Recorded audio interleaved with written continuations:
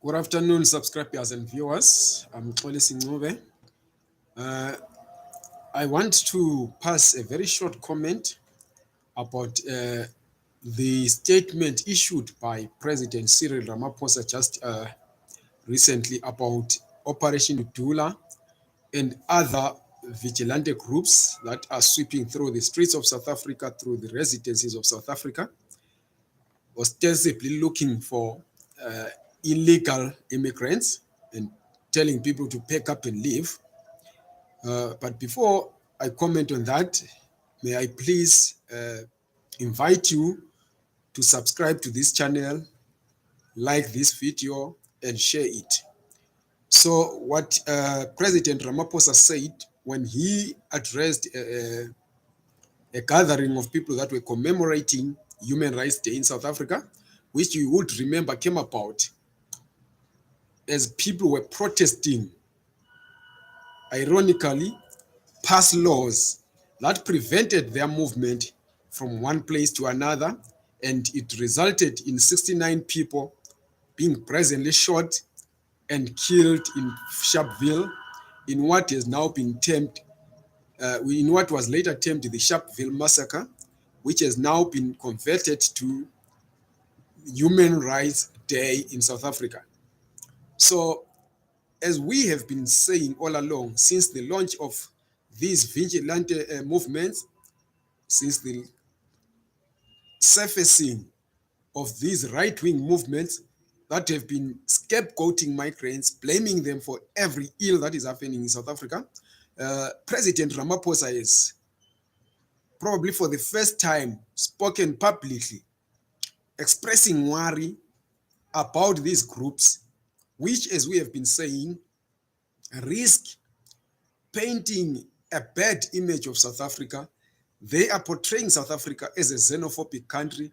They are portraying South Africa as an anti-hate country.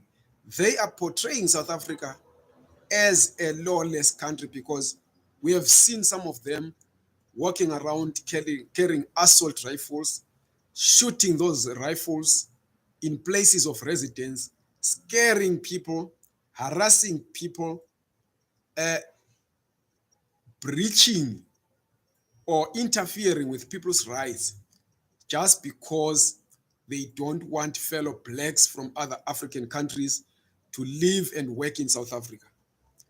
Initially, they said that they were targeting illegal immigrants, which on its own is an illegal move because South Africa has institutions, government institutions like Home Affairs, like the police, like immigration, that are tasked with dealing with the problems of migration that the country is facing. But these are people that we saw going ahead or walking ahead of the law to try and become a law unto themselves. They claim that they are targeting illegal immigrants, but speaking in forked tongues, they also say every migrant must leave South Africa. They are blaming migrants for crime. They are blaming migrants for unemployment in South Africa and for a host of other issues. Yet we have always known that these people are just out there to divert attention from the real issues, because some of them are being paid to do just that, divert attention from real issues. You'd remember that South Africa is in the process of expropriating land without compensation. And there are some people who would rather the country concentrates on the vulnerable groups, and instead of pursuing this noble goal of equitably sharing resources with the majority of South Africans, they would rather attention is turned into fighting xenophobia that they are launching themselves. So we are happy that the president has finally spoken out and called these operations like Operation Dudula for what they really are, a contravention of South African laws, because there is no way in the South African laws where it says vigilantes should go around harassing people, where it says unauthorized individuals should go around harassing people just because they carry guns. guns that are not even supposed to be carried by civilians, assault rifles like AK-47s and R4 rifles, which civilians should not be carrying around, but we've seen them brandishing them around. So we are happy that the president has spoken up. We are happy that the ANC has spoken up. We are happy that the EFF spoke up. We are happy that a number of informed South Africans, well-informed South Africans, have raised red flags and alarm over this unlawfulness. So we hope that now the law will take its course and these people will be stopped from going around harassing people and further painting a bad image of South Africa in what, as the president said, might lead to a bad image of the country with the international community, with the regional community, and portray South Africa as a lawless country and isolate the country from the rest of the continent, when South Africa, like the rest of the other countries, needs the continent for it to build this same economy that people are crying about.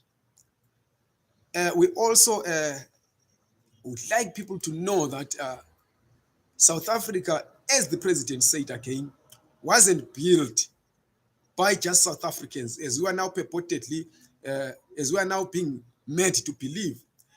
Many of you would know about the Witwatersrand Native Labour Association, known in our native terms as WENELA, which was set up by gold mines in South Africa and went around recruiting migrant workers from Botswana, from Lesotho, from Swaziland, from Southwest Africa, which is Namibia, from Zimbabwe, which was Northern Rhodesia by then, Zambia, which was Northern Rhodesia, Southern Rhodesia, which is now Zimbabwe, Nyasaland, which is now Malawi, Angola, Mozambique, and went as far as the Belgian Congo and Tanganyika. So these migrants came here in the 1940s, 1950s to help build the South African economy. So it doesn't make sense that when that economy has been built up and people, because of strife and other issues in their countries, then come here, we then portray them as if they are aliens, as if this is a new phenomenon, when South Africa has always been a home of migrants, when migrants themselves continued or were here during the time the country built its economy and are here to contribute even further to the South African economy, because even now, the migrants that are here, living here legally, are creating employment for South Africans. They are contributing to the South African GDP. They are helping the South African economy grow.